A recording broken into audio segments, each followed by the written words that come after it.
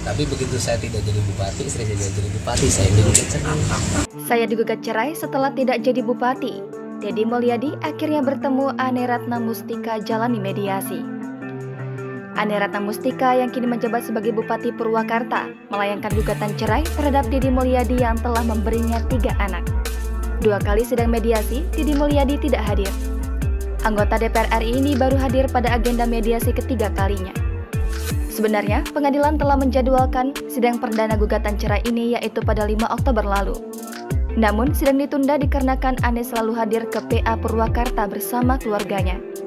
Sedangkan Deddy Mulyadi tak pernah hadir karena alasan tugas sebagai anggota DPR RI. Kini, Deddy Mulyadi hadir dalam sesi mediasi yang berlangsung di Pengadilan Agama Purwakarta, Kamis 27 Oktober 2022.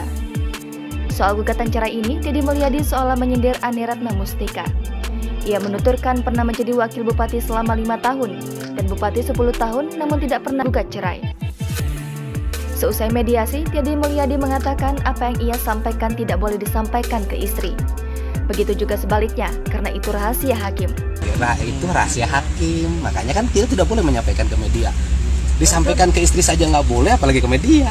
Ane Ratna Mustika sehari sebelum mediasi ini menegaskan tidak ingin dipanggil Ambu Ane lagi.